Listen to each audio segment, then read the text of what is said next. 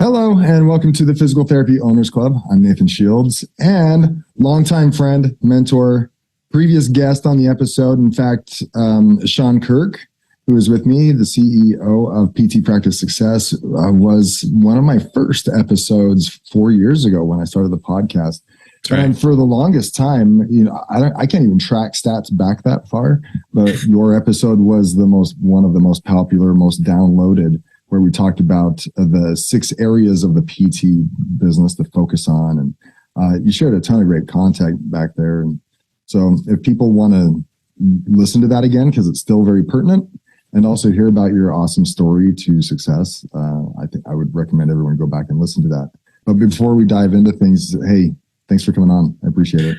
Happy to be here, my friend. It's exciting to see how the podcast has grown. The people that you get onto the podcast, I'm so impressed. Well done, Nathan. Oh, thanks, man. It's great. And it's really fun to get some positive feedback here and there when I go to conferences and whatnot, that people get some value out of this. And it's because I have a great network that include people like you who can share valuable information for PT owners and how to improve their businesses. So share with everybody who hasn't listened for the past 4 years. I'm sure there's only a handful that have stayed on top of all the episodes. Just a little bit about your history story, where you're coming from, and where you're at. Sure. So I'm a physical therapist by training. I do keep my license alive, but you wouldn't want me treating you because I haven't practiced as a clinician for quite some time. I always kind of jokingly say, sometimes you'll see practices that say we treat you like family. I hope you don't treat anybody like family, because when I treat family, it's just like move, stretch, and then slap them on the back and give them a bag of peas or something like that. Right? Yeah. But I don't practice presently. But I've been a private practice consultant for well over 20 years, and working exclusively in the physiotherapy world in the US and Canada. So I started out as a kind of a struggling practice owner and needed some help, and got some guidance, got some good training and coaching, and started applying to my business. And then I realized that I had certain skills that were good at helping other people kind of get through the challenge of business ownership and management. Although I never talk about how to treat a patient better, you would never want to take advice from me, but I could tell you how to grow your business a little better. Right? Yeah. So I've been doing that for a long time, and I was in private equity for a number of years, buying PT practices and building the network there. I did that for a few years and really decided that wasn't really, I learned a lot. I can't deny that. I learned a lot, particularly if someone's getting ready or starting to queue it up towards sale, what to do for that to make that get the fattest check, right? That type of thing. But I didn't like that world, and I liked working with private practice owners. So you've been doing it for 20 years, and I wonder what keeps the fire burning, keeps you juiced up about coaching, because you could be coming up against the same issues over and over again, even though it's a different decade even.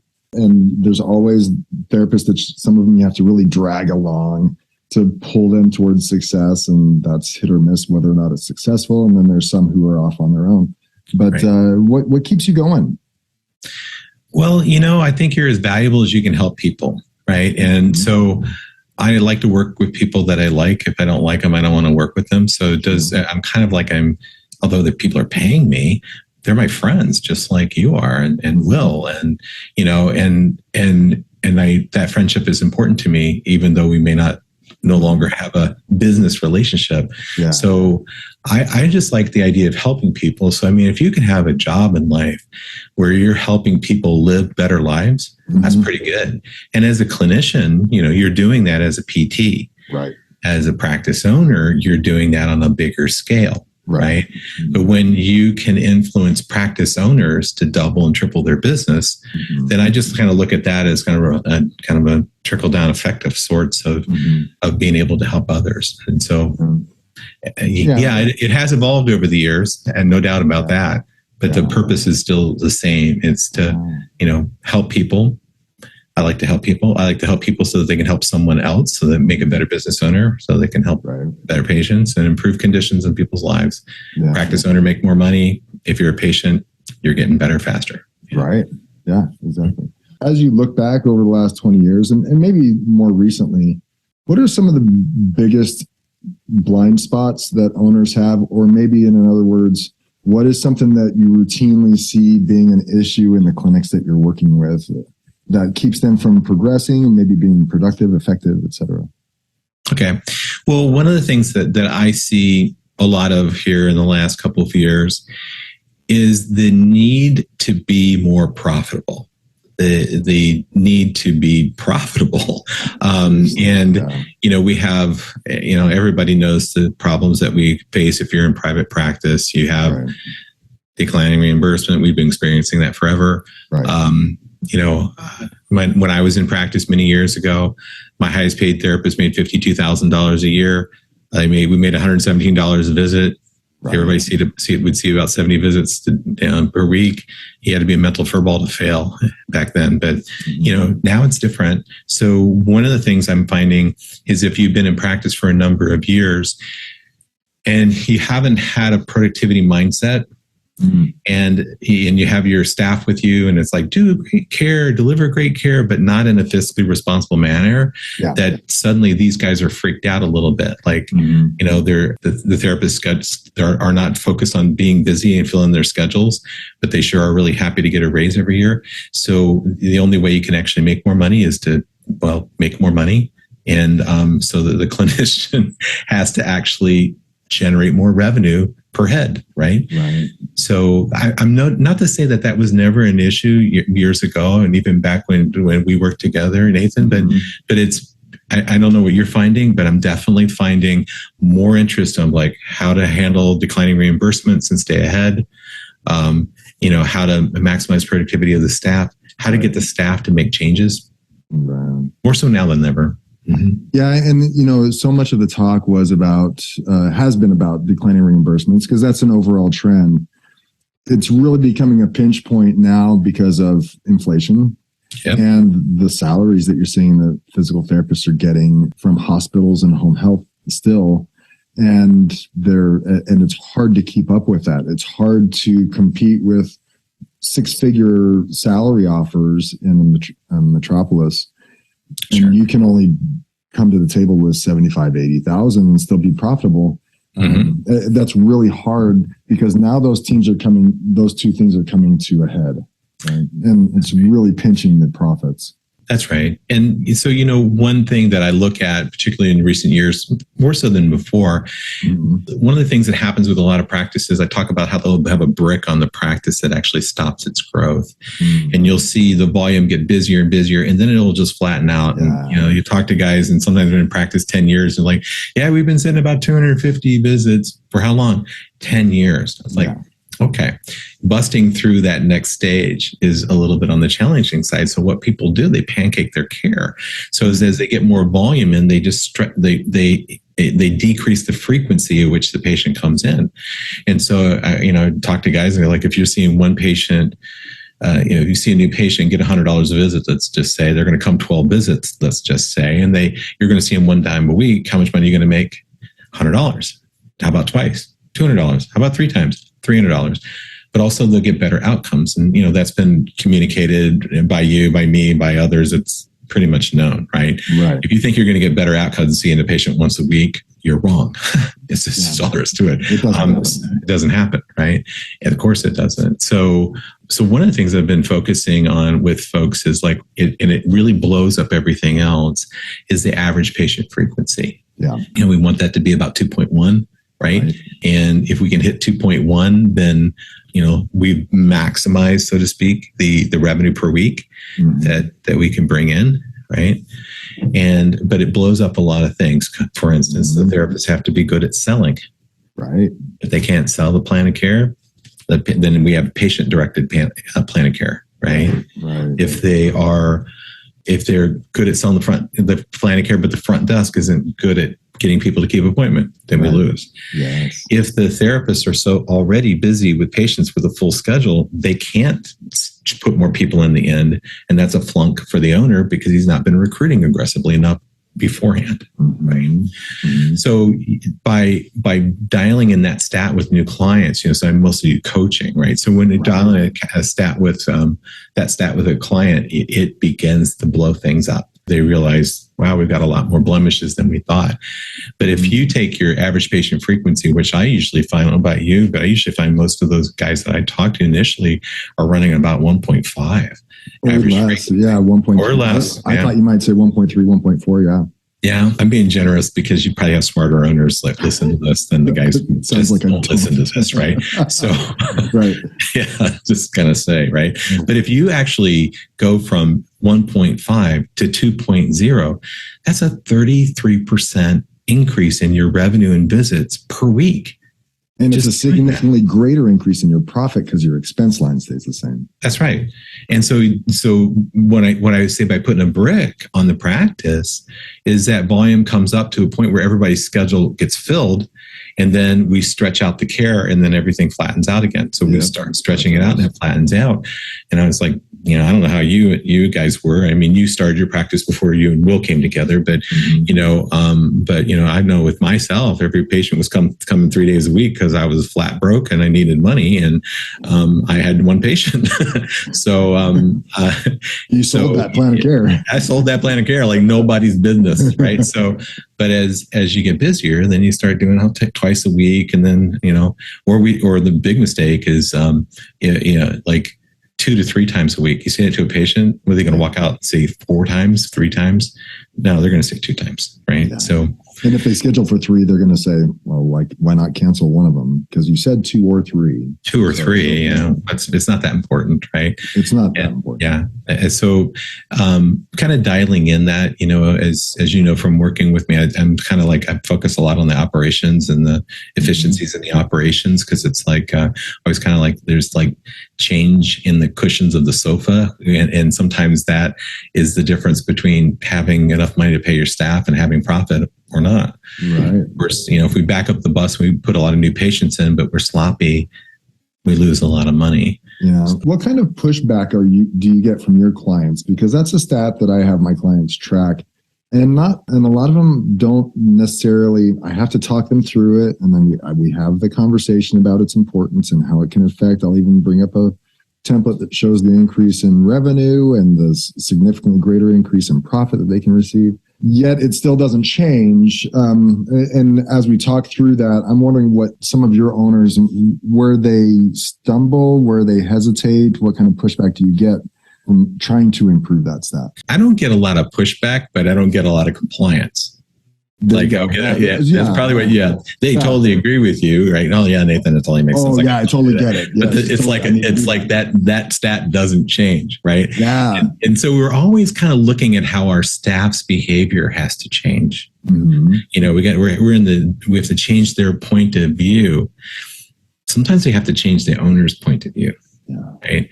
And it has to start there. Right. And there's that, basically trying to say to your clinical team, I need you to be more efficient and more productive on how you manage cases. Now, you also have to look at that. I mean, one of the barriers to that is also like, if they did get to 2.1, do they have enough staff to treat those patients? Mm-hmm. If they don't, then we're concurrently pushing on a recruitment project, right? Right. So, but assuming that there's bandwidth and they're not getting it done, I sometimes will bypass the owner altogether, and I'll go, hey, you know what? It sounds like you can't sell this, so I'll do it. So let's set up I do. Like when the time is done, I'm working with a client who's going to look back and go, I don't know, that didn't work so well. Well, it could be he didn't actually do it. So I'll go, look, I'll sell it. Mm-hmm. So then I will have a webinar with the guy's clinical team, and I'll go over some things and kind of get them to agree. Like I did one 2 days ago with one of my clients in Massachusetts, and a good practice. And I found out what's the barrier. Well, the barrier was finance. The barrier was, the copay and deductible. Yeah. And, what do I do with that? I go, well, okay, well, you have to sell the value for sure. And then not everybody can stroke a check for 3 days a week. So you'd have to have your payment plans, your care credits, or whatever you might be doing.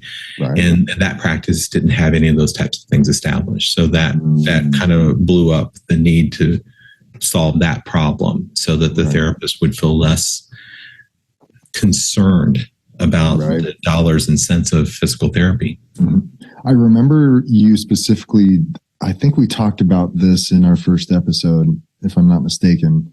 But if it wasn't in the episode, I know it came from you. But we talked about the importance of setting a strict plan of care, right? Yeah. And say, is it 2 or is it 3 times a week? I mean, really decide. You're the doctor now. Yeah. Is it 3 times a week or is it 2 times a week? The patient's looking to you for an answer and not some wishy-washy. Well, it could be 2, it could be 3. Does it really matter? And so, and then, patients will bring up their financial concerns. And some therapists, and me included back in the day, would say, well, maybe we can get away with 1 time a week and kind of, well, what is it? Right? And I'm talking to myself and I'm talking to a lot of owners who are listening. Is it 1 or is it 3? Right? Because what doctor in their right mind is going to say, here's a medication for you. Yep. I want you to take it 3 times a day. And they say, well, that's a really expensive pill. Okay, well, just take it 1 time a day. Well, really? Yeah. Okay, why didn't you just give me 1 time a day from the very get-go? I mean, it's unethical to back off of a plan of care that they have to perform in order to get results. You cannot go backwards. You're expected to be the expert, and we are the experts, honestly. But we don't act like it. We don't have the confidence to do it. And so backing off that plan of care for financial concerns is something we talked about a long time ago, and it's obviously going to continue to be an issue because therapists don't like to confront that kind of stuff. Well, it is, unfortunately, and I wonder what this particular profession would be like if there was no insurance at all. I mean, there are the guys that made it in cash. Right. They're doing, they're making more than they made at the hospital or something like that. And maybe they built a good enterprise, but the bigger practices are in the insurance model, or they go out of network and play that model, right? I'm seeing more of that. Sometimes you have insurance companies that will, by the time they pay you and you deal with all your expenses, you'd be better off giving the patient $20 and asking them to just stay home, right? Come out ahead or more ahead. Yeah. So some people just don't have an insurance plan; they have an insurance card, right? Because there's really no coverage. So with all of that said, we have to be better at selling our plan of care. But I think when we talked about that subject, it's kind of like if you've got a good insurance or whatever, I'm going to see you 3 days a week. If you have bad insurance, I'm going to see you. Oh, let's do 1 to 2 times a week, right? It's like you still have to have the integrity. I didn't sign up for your insurance plan, Mr. Smith. You did, right? Mm-hmm. So this is what it takes to get better. Your body doesn't heal any faster than anyone else, right? So, if 1 to 2 is okay, then why isn't everybody treated 1 to 2, right? So, I'm with you. And I think what happens is that this is the kind of the thing that I look at a lot, Nathan, is when people do things that they aren't comfortable doing, they believe they have to be somebody that they're not. Like when you're disciplining staff, you feel like you kind of have to can't just talk in your normal manner. You have to get kind of serious, right? Yeah. Or you have scowl or I need to talk to you or whatever you do, right? And I always find it hilarious, right? Because I 2 of my very best friends are former employees who I fired, right? Uh-huh. So it's like I see I have people I work with. It's like I love the people that I work with, but they have a job to do. If they do it, great. If they don't do it, well, they don't get to be on my team. But that doesn't mean they can't be my friend. Right. And so I think what happens for some of us as clinicians is we anticipate the reaction of the patient, and we react to that versus just delivering the communication, recognizing that it might be uncomfortable, right? It's kind of like, look, you need an open heart surgery. Oh, how expensive is that? Like every penny that you have in your entire life, right? Right. Is there a way we can just do a cardiac cath and handle it that way? No, it's your heart, right? So it's like, but if we have, but when it comes to what we do as clinicians, it's like we have to sell what we believe in. And sometimes it makes me wonder how strong we believe in what we do. We might say we do, but do we do it? Right. And you guys, when you're in practice, were very good at making it clear expectations and what the plan of care is all about. And you guys crushed it. Right. So, but some people will go into the negotiating on the plan of care No. I mean, even if you want to see the patient 3 times a week and they go into a big sob story and I don't have any money and, and I couldn't even pay it over time and I'm living in my car, I'm living in a van down by the river or something like that, right? You still don't change that you expect them to come 3 days a week. Plan of care is the same. Plan of care is the same. The financial situation. They might not be able to make it, but you don't alter that because they can't make it. It's like, that's still the expectation, right? Yeah, and that's definitely something that comes up, especially and I have to talk to owners as you do about how to present this to their team. Yeah. And the other thing that you have to be wary of, and I have to talk them through this, right, is either they have a fear of or they have experienced some pushback in terms of, well, you're all about the numbers. You don't know, you don't understand the personalized, individualized care that we give to each patient. You're all about the numbers, or, it just lines your pockets if these numbers improve, right? Yeah. And that's really unfortunate that they go there, but they tend to default to that thinking pattern. If the owner hasn't connected, increasing these numbers strengthens our purpose and helps us live our purpose better, and is in the best interest of the patients. Patients get better when they come to physical therapy more often. It's statistically proven. They have to come at least twice a week to show significant progress in their condition. Right. And so if they don't make those connections to both the purpose and mission of the clinic and also how this ultimately benefits the patients more, then that default is going to be there and the providers will always kick back. Absolutely. 100%. And you have that, it's just a mindset you got to get through, but what happens is it's a sales job. If you're an owner of a company, that's true. You are selling, you're not getting your staff to write you a check, but you're getting, you're selling an idea, a concept. Mm-hmm. And you're right. You have better outcomes. Right. You're not asking the therapist to see the patient 50 visits, right? That would be definitely a crime, right? If they don't need it. But it's the same number of visits. It's just like, it's kind of like how I look at it. I say this sometimes to people, especially I do a lot of like workshops and go to guys' offices and they're like, get the staff on board and then we do the program. But one of the things about that I look at is like, well, would you like to have your salary over an 18-month period or over a 12-month period? You'll still make the same amount of money. We're just going to pay you in 18 months. It's like we do that when it comes to physical therapy. We're like, okay, well, you have a high copay, so I'm going to see you once a week and not get a result. And you'll probably quit after 6 visits. But you'll feel better about that copay every week. Yeah. Right. So, but we're stretching out the care. Right. Mm-hmm. And it's like, and it's the same amount of money. It's just if you can get it sooner. It's like if you did if someone did a payment plan for your services, right? And it was a payment plan that was, 6 years, but you're going to finish your service in 6 months, but you're going to pay for 6 years. Well, you would be out of business if you did. Yeah, I don't know if I want to do that. I don't know if I want to do that. So it's not effective. Yeah, but yeah, I think we're all talking the same talk. But I find that it's a very real thing. Mm-hmm. A lot of times, owners need help, like delivering that message, right? Because there's 2 things. I mean, as an owner, and me too, there are 2 major things that will knock you on your heels. Somebody saying that this will affect the quality of our care. Right, because that just hits you right in the gut, right? Mm-hmm. And then the second thing is, it's all about the money, isn't it? Yeah.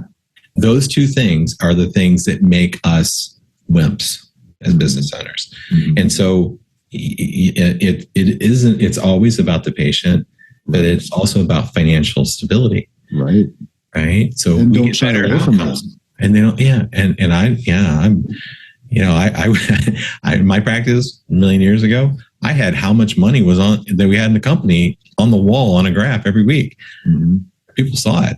They knew that if I was very solvent and very financially solvent, they have a good future with my company. Right. And I do find this too. I don't know about you, but some of the guys that are really having some challenges, they're sharing their financial challenges with their staff. They're telling them. They're basically broadcasting their insecurities. And so, if you're a PT in private practice listening to this and you're having some challenges, find somebody else to talk to. Don't talk to your staff about it. Right. You might talk to your staff about getting the numbers up, being more productive, being more efficient. But like, we barely made payroll this week isn't the best message to share. I'm just saying. Just saying. Yeah. Just saying. You know, one of the other things that I find also, it makes it hard because as an industry, technologically, we're usually a decade or two behind, right? Simply tracking this one statistic takes some effort. It does. Right? I really like Prompt. I think that is more cutting edge when it comes to management reports that you need. And I think they can actually get you this number, but that's not the major player in the industry. Yeah. I got guys on Prompt and they can get it. They can get it all sorted. Yeah, but all the other ones you have to manually track this. I mean, now we're talking like 80 to 90% of the rest of the industry that aren't on Prompt, right? Yeah. And that can be difficult for an owner to say, you want me to track that stat and it's going to take more footwork. Oh, I'm already treading water. So it's hard to get them to do that manually. You're right. But back in the days of me doing my notes on a shovel, with a piece of coal, we did all that manual stuff, right? We grinded it out, and you probably did a lot more manual back then than we expect technology to solve our problems. Well, there's not a button to push, and it's like, okay, it might take you 20 minutes to get that number, but it might need to get it. But sometimes the juice isn't worth the squeeze. But if any of you guys that are Prompt people or might be listening, and I tell clients to do this too, right? So if you're on Prompt, you can get that number for the clinic, but you can't get it by clinician. Oh, really? Okay. Yeah. If you can get it by clinician and clinic, to my knowledge, someone can correct me. So if you can get it by clinician, then you can go say, Joe, you're averaging 1.3, right? I mean, Prompt will tell you the visits to discharge for the clinicians and that kind of data. That's pretty good. Yeah. But I don't think that they can give you the unique patients which is kind of something I just made up, but unique individuals that represent the total of the patient visits for that week. I don't think they can give you that data per practitioner. Yeah, and to get a little bit detailed about it, you simply bring up all the individuals that came in that week, divided into the number of visits that you had. Yeah. Right? And you get that frequency. Yeah. You have 300 patient visits, 150 people, that's a 2.0. Right. And, I have a client that I'm working with up in New York and in I don't know, where is he? Brooklyn. And he's got a good practice. I mean, it's 600, 700 visits, right, a week. And I've been kind of grinding on this guy, grinding on him, like on this statistic, He goes, we're working on it. Like, you aren't doing anything. I'm looking at your stats every week. It's not moving, and I'm just grinding on him and pleasantly, you know how it is. You got to work with the willingness there. Right. And then I showed him the spreadsheet, just like dollars and cents of what it would make in the practice. Right. Mm-hmm. And so it went from 720 to 860 in a week. Of visits. Yeah. Oh my goodness. Yeah. 1 week. Wow. And so he went from like an 1.5 average frequency to 1.99 in just 1 week. Boom. Bam. And because sometimes it's, sometimes you have to show the numbers and then they even disagree with it. It's like, it's simple math. Use your own calculator. You can come to the same conclusion, right? Well, people listening are going to say, well, what did he do? How did he flip that switch? What did he tell us with writers? Do you remember? Well, yeah, it sounds simple, but it takes some courage. So first we got agreement, and I did do something with the group on that, get agreement that it made sense to see when you take a new patient, just as a rule, is the first 2 full weeks that they come in to therapy, see them 3 times a week. If you start at 2, your average frequency will be below 2. Right. All right. So if you have to have some people start at 3, now I'm not saying if they have a hangnail, I want to see you 3 days a week, but in general, every new patient is seen 3 days a week. And so they all agreed, and then nothing changed. And I said, I'll call him Joe. Joe, you're going to have to look at every new patient that comes in that after their next day and see that they're scheduled 3 for the next 2 weeks. Right. And if they aren't, get the therapist to get on the phone and fix that. Now, if you say you did that on Monday and the therapist's like, Well, he already agreed, right? Get on the phone and fix that. And then he has to get on the phone and fix that. Well, guess what? Tuesday, he's going to actually have the conversation. Right. By maybe most of them, right? With all of his new patients. Right? That's right. Wednesday, by the time Friday rolls around, it's like, I've figured out my chops. I know what to say. I can get this thing done. I said, but you have to make the penalty for noncompliance too gruesome to be faced and enforced, right? So, heat and pressure makes a diamond, right? That kind of thing. So, it's not comfortable. Yeah. But the first thing is there's two things I always say is like you get agreement first, okay, before you get cooperation. Okay. So you have to get the agreement first. If there's disagreement, let's handle the disagreement. But once you got agreement, then let's get it done, guys. It's easy to hold them accountable after that. Yeah. Yeah. And then another thing I just always say is like all change is met with resistance. If you aren't tough enough to tolerate that, you're in no business to be a business owner, right? So, every time you want to make a change, someone's going to go, we have to. Well, does it apply to me? Because I only work part-time, kind of thing. And then, yeah, it just is. I mean, if you got children, you understand what I'm talking about. Yeah. Everything you want to do different with your kid exactly is not always sunshine and rainbows, right? Yeah, I'm thinking about teenagers right now. Yeah. And that's how you have to work with them. And it comes down to if the owner is not set in their mindset, this is what I'm expecting. This is what is best in the best interest of our patients and will ultimately be in the best interest of our business. And if they're not firm in that mindset, then you're going to be weak like the other therapists are in initial evaluations. Like, well, if you do it, it would really help. So thank you guys for really being a team player. Yeah. No, that's not the mindset you need. Like, this is what we're going to do. One of my more successful clients was, he told me after having the conversation, and he was successful because he was determined and he had certain goals and wasn't scared. Right. Nice. And he told me after the fact, a month or two later, we are a 3-time-a-week clinic.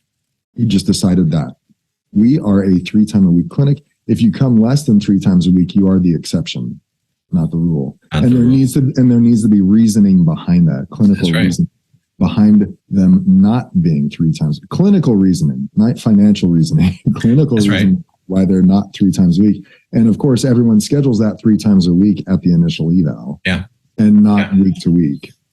And he blew up because of it. Oh, yeah. It's so easy, right? But everyone thinks it's the right Facebook ad, right? That would make all the difference in the world. And not the dog on all that, but there's more to it than running a business than, backing a bus up. I see it. I run into it all the time. As a matter of fact, it's like you can have that transition where the therapist could say 3 times a week, patient goes, yeah, totally makes sense, right? And then you walk the patient up front, or the patient goes up front and says, I can come twice next week. And the receptionist goes, okay.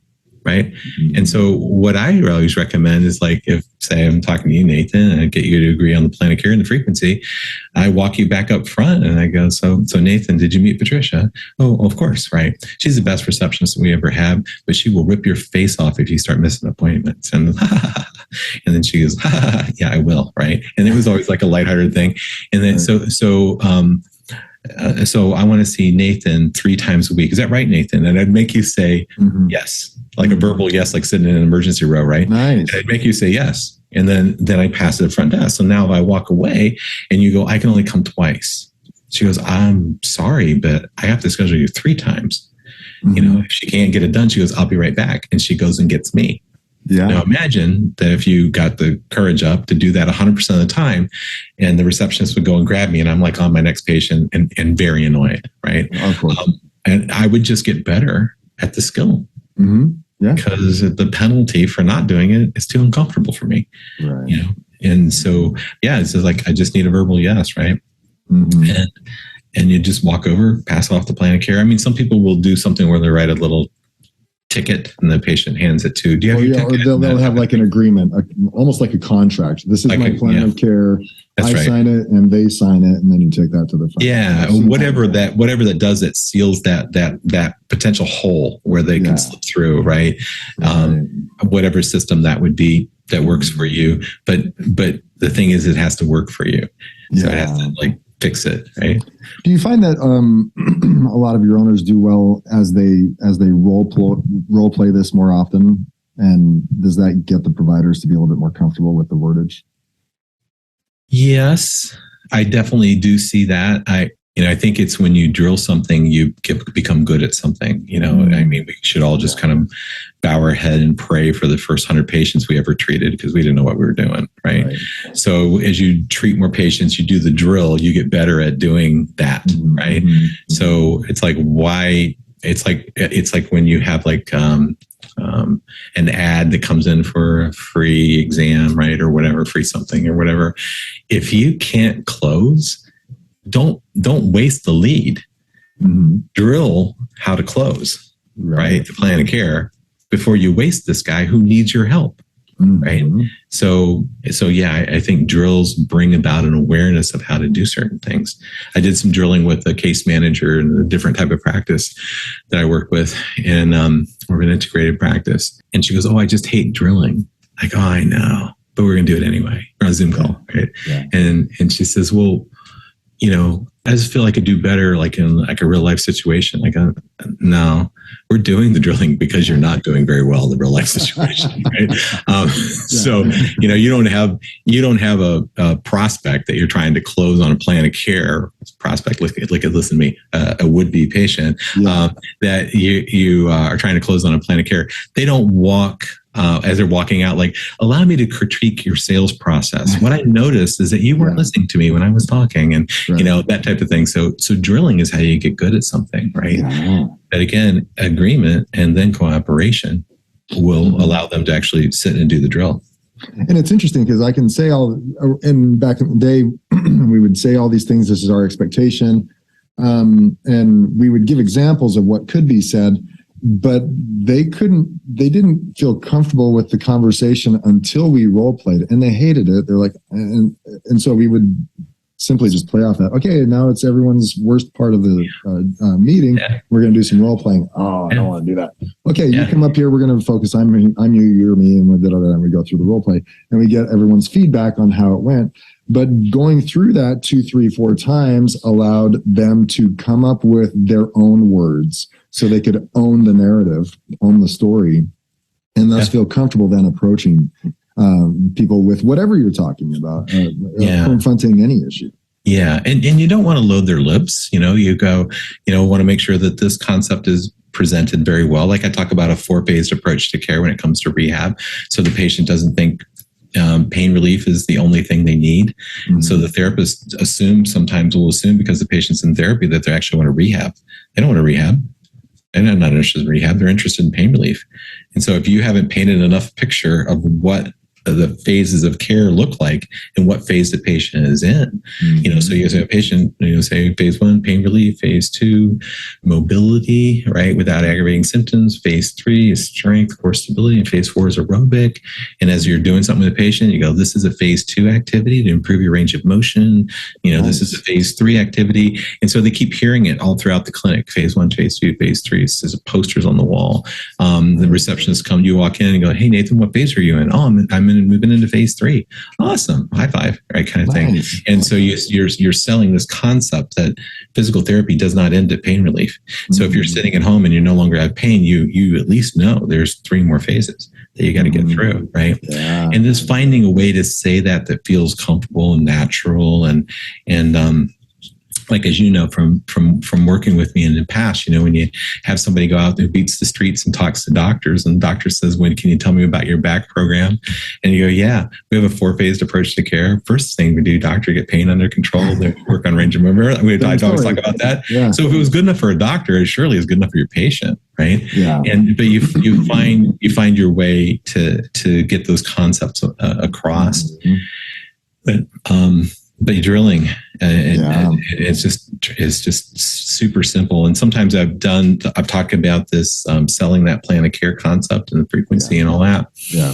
And I'll drill the therapist, and the therapist goes, "Well, this is what I do." And I go, "I know what you do. Well, how's that working out for you?" Would you be willing to try one thing? And It's like when I have owners who say, God, my staff are always coming to me and I don't know what it is about me, but I always solve their problems and I don't know what to do. And I go, okay, I'm going to give you a tip. We're going to drill it. Okay. You ready? Yeah. All right. So when somebody comes up and goes, hey, Shaun, I don't know what to do about this one thing. Right. And you go, oh, okay. Well, what do you think you should do? And then when they go, well, I don't know. That's why I wanted to talk to you. And then I would say, but if you did know, what would you do? And I said, if you figured out how to do that 100% of the time, you'll knock down 50% of the time that people will try to dump problems at your door. Oh, for sure. Right. Yeah. So then we would drill it. So I go, okay, I'll be the person. And then I go, so, Nathan, and give the person a problem. And then they'd say, well, what do you think you should do? And I don't know. I was like, if you did know, what would you do? Yeah. And you can, and then when you receive it, the owners would go, wow, it kind of puts me right on my heels. I mean, I'd have to figure out a solution, Yeah. So, well, anyway. You taught us that. And I remember one person in particular would come back to my back office, knock on the door. Hey, you got a second? Just that. And she would say, hey, we've got this patient, da, da, da, da. And I'd say, well, what do you think we should do? And she said, well, we could do this. I'm like, any other ideas? We'll do this. All right, just try that. And after doing that a few times, she kept doing it. And I said, yeah, what do you think I'm going to say now? She's like, you're going to ask me what I think to do? I was like, yeah. And so why do you keep coming back here? Because I want to do things the way you want them done. It's your clinic. Yeah. And I said, well, I didn't hire you so you could come and ask me questions all the time. Yeah. I hired you so you could figure out your own solutions and then move forward because you're smart enough and you're licensed and I've trained you and I trust you. So you don't have to come back to me. I hope you recognize that after coming back here the last 5 times, I trust your answers. And if there's a problem and you've implemented something and things have gone off the rails, talk to me. Yeah. But other than that, use your own intellect and you'll be good to go. And that helped a ton. It was great. Yeah. Yeah. And sometimes what happens for staff members that move into like VP level or exec levels within the group, reasons that they commonly move up is because they're really good at problem solving. Exactly. And they're good at fixing things, but then that's the death of them as an executive because they're really good at problem solving. Right. So it's like you go, I got there by being a good problem solving person. Now I have to make people who can solve problems. Right. And that's sometimes the different switch. I talked to somebody up in Canada yesterday who was an office manager person. It was exactly that problem. It's like, she's just, I jump in, I help. I'm part of being a good leader is being willing to jump in and do the work with them. I go, no. I mean, maybe in heavy traffic warnings or something like that, but no, we don't do their job with them, for them. That type of thing. But you got all kinds, but how she moved up and how she got to be more valuable is, man, she could solve people's problems. Mm-hmm. But as you definitely know, and others have found out that's the trap. That's what keeps you from growing is you got to make mini-me's, right? Mm-hmm. Yeah. People who can, and give and empower them. Empower them. That's right. Empower them. Help them understand that there is a solution. And when you're consistently coming to me, that means you're not thinking for yourself. So I'm going to let you figure it out for yourself. If it becomes an issue, then you can come talk to me. Right. And I have a very high faith in people, right? And so I sometimes I would say to clients, maybe you've ever heard me say it, but I believed in you before you believed in you. Right. Mm-hmm. And so sometimes I see folks over the years of working with practice owners is that, they're really having challenges and really having troubles. But as you know, now that you're doing it, it's sometimes you just see it's just put the key in and turn it and suddenly things change. Right. Mm-hmm. But they got to let you guide them towards that. Right. And, if we can have that same understanding of practice owners should have that same understanding of their staff.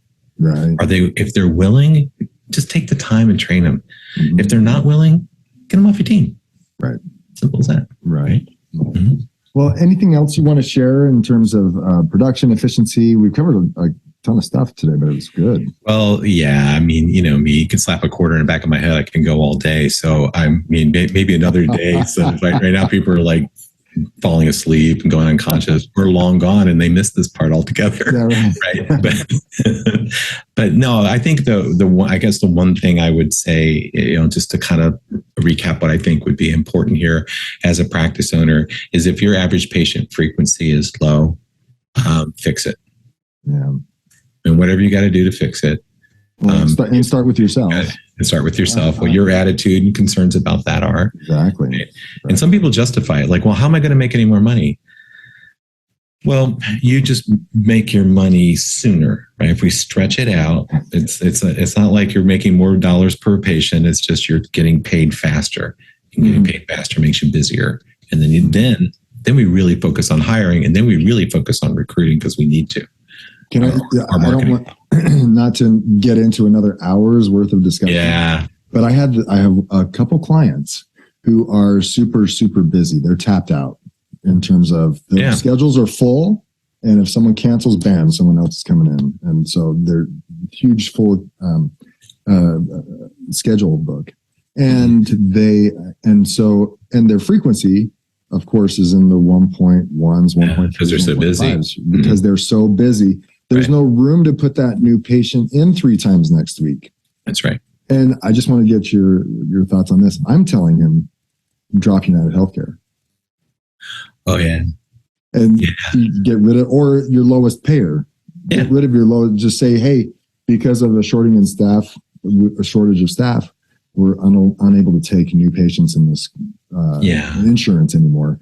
And that immediately opens up, I don't know, 10%, maybe 15% of the schedule next week to put in higher payers that can come in more frequently. Yeah. I mean, 100% agreement. It's like you have to look at the actual revenue per hour that you can generate, right? We have to confront that. When you see, like, I've got a client that's in Canada, and they're like podiatrists, right? And they do surgeries and stuff like that. But they also cut toenails, right? So it's like, so they when they look at their schedule, they line that schedule up from a revenue perspective. Like, okay, I need 2 surgeries today, and I need this and that, and they're like all about hitting a revenue number per day, right? Okay. Yeah. But in physical therapy, the range between lowest to highest isn't such a disparity. However, when you got a United Healthcare that, like, $45 or something crazy like that, they know that generally speaking, we won't compromise our care. Right. So we'll deliver the Cadillac service every time and go like, and my therapist say it's not fair. It's like, okay. Let me make a payment adjustment on your paycheck too. Yeah. So, but yeah, you got to get rid of them. There's like a certain range where you go, that works for me. I'm going to have to go out, and I can keep them. If it doesn't, you got to go out. United Healthcare. It's like, if you say something about insurance and you say United Healthcare, it fits. Yeah. And because it's nationwide. This client in particular, he said, yeah, I've had that United Healthcare contract for probably 25 years now. And it's still $65 like it was back in the 90s. And you think $65 back then compared to what $65 is worth now is significantly less, considering inflation, normal inflation over time, not what we've seen over the past year. And I just want to say, your patients can get better care if you dropped a lower insurance, and your providers might be happier, and your profit margins is significantly improved. Yeah. Just by making that one move. But it's a scary thing. Yeah. I got one of my former clients who's from New Jersey, but he sold his practice many years ago, and he lives down here, and we hang out a lot. Hung out with him last night. And but he was out of network. Yeah. And he had a 35%, 37% profit margin. Yeah. Right. He just wouldn't play that game. Now, he did have challenges getting new patients regularly, but he ran a 37, 38% profit margin. Right. Not too bad. It's like, he did fine. He did just fine. But, okay. He did. You'll be okay. You'll survive. Right. So, and I think more and more years go by. If to survive, we have to be able to sell the value that we offer, because and this is just something I look at a coach, consultant, trainer, whatever you want to call me. But what I look at in terms of this profession, the profession's not as viable as it once was. No. But not across the board, as you know.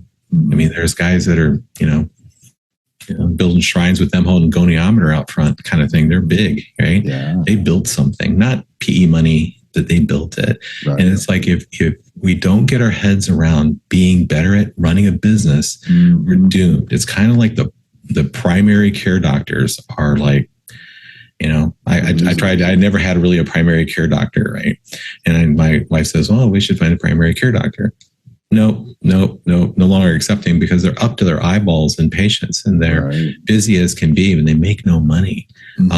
So, we as a profession, to me, it's like, if you can't sell your plan of care, this problem is going to get worse. Industry-wide. Right. If you're cash, I mean, I think if I was ever going out in private practice again, I would do cash because I can sell, so that's because I can sell. Now, when I go to hire Joe to work for me, can Joe sell? So it's tough. Yeah, you're right. So yeah, dump United Healthcare. Yeah. Drop it now. Hashtag dump United Healthcare. That's right. Dump UHC, right? Right. Exactly. Yeah, I believe in it. Yeah. Well, anything else you want to share or contact information if people want to get in touch with you, Shaun? Oh, yeah. I mean, if you want to get in touch with me, I mean, I'm probably emailing you already. If you want to get in touch with me, go to ptpracticesuccess.com. You can find me there. And certainly the contact page, send a message. I'll see it. We could set up a time to chat. Awesome. I think when it comes to working with people, you definitely know this too. It's a relationship business, right? Totally. And so we don't have to it's got to be a good click. So I always want to talk to somebody first to find out if I care about their practice more than they care about their practice. For sure. Yeah. Well, hey, thanks for taking the time today. It was great catching up and talking to you. You bet. Thanks. All right.